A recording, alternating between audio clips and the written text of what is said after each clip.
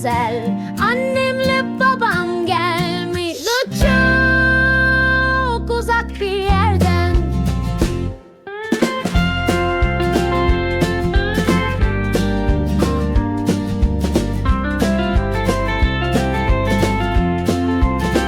Kaçmışlar kötü şeylerden Almanya'da biz şimdi kuşlar gibi özgürüz, uçuyoruz gökyüzünde gibi.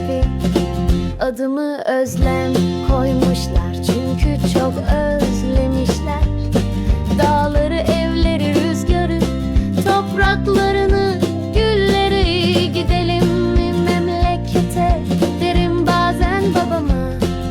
Yasak şimdi gitmek der, üzülür biraz ama annemin gözleri parlar küçücük bir umutla. Ben büyüyeceğim derim, ilkokula başlıyorum ya. Bir gün ben de gideceğim atalarımın yurduna.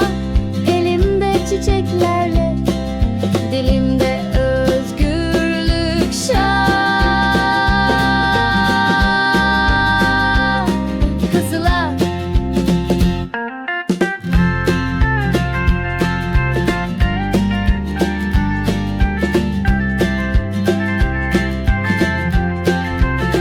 Kaçmışlar kötü şeylerden Almanya'da biz şimdi kuşlar gibi özgürüz, uçuyoruz gökyüzünde gibi. Adımı Özlem koymuşlar çünkü çok